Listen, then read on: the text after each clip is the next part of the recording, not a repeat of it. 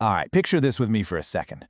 We're going back, way back, more than 100 years ago, and in this quiet neighborhood, there's a young boy. But he's not outside playing ball or anything. Nope, he's right there at his mother's kitchen table, learning what seems like a kind of magic, how you can build entire dreams out of just sugar, cream, and chocolate.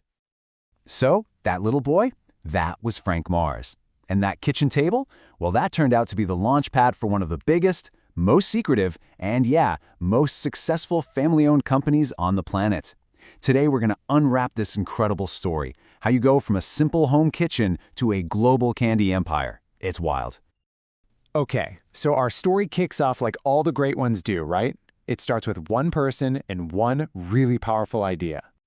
You see, it all started because Frank, as a kid, was sick a lot. He couldn't really run around and play like the other kids. But all that time he spent indoors with his mom, it definitely wasn't wasted. It basically became his apprenticeship. It's where he learned the craft that would shape his entire life. I mean, talk about a classic story of turning a tough situation into a massive strength. Okay, so let's fast forward a bit to 1911. Frank takes that skill he learned as a kid and decides, you know what, I'm going to go pro with this. He opens up a tiny candy business in Tacoma, Washington. And we're not talking some big factory here. It was literally just his kitchen. He was making these little buttercream candies called Marrow bars. But as you can probably guess, the road to success, it was not a straight line. And this is where he hit the harsh reality of starting a business. Those Marrow bars, total disaster. They just couldn't survive being shipped anywhere. The chocolate would melt, the insides were way too delicate, so Frank lost money and had to shut the whole operation down. Now for most of us, that would have been it, right? Dream over? But not for Frank. Because this story of failure was about to flip into a story of incredible triumph. Seriously, this is the moment where everything, and I mean everything, changed. So after that first big failure, Frank didn't give up. He started all over again. And this time, he had this breakthrough idea. He was inspired by the malted milkshakes that were super popular back then, and from that, he created the Milky Way bar. Now think about this, where the Mar bar was delicate and just fell apart.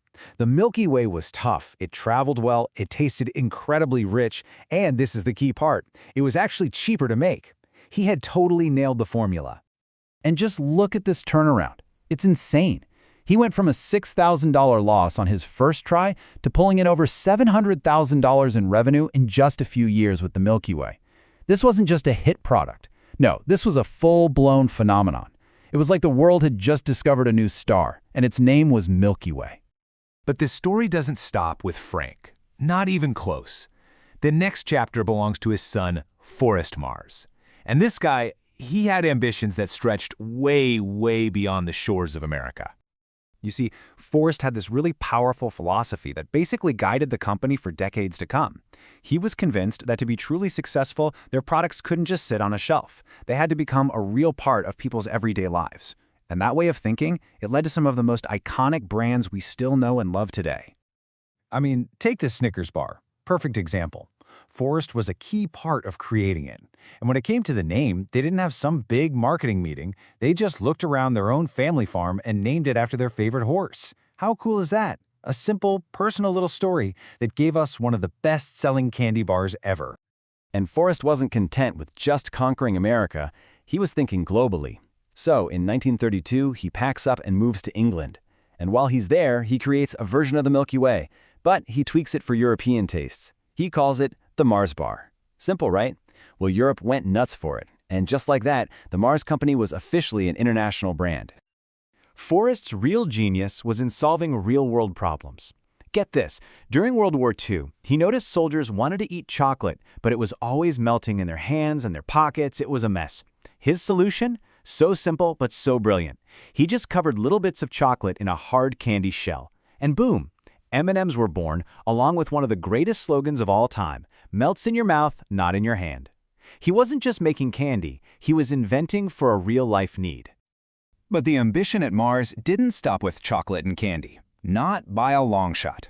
They took that exact same philosophy, creating products for people's real lives, and they started applying it to totally new industries. I mean, when you look at how diverse the company is today, it's just astounding. You've got the candy, of course. We all know Snickers and M&Ms. But then they moved into pet care, with massive brands like Pedigree and Whiskas, and then into food with stuff like Ben's Original Rice. They had this amazing insight. The same families buying their candy bars probably had pets to feed and meals to cook at home. It was an absolutely brilliant strategic move. Okay, so now we get to the part that makes Mars so unique in today's world, and that's its sheer, just mind-boggling scale.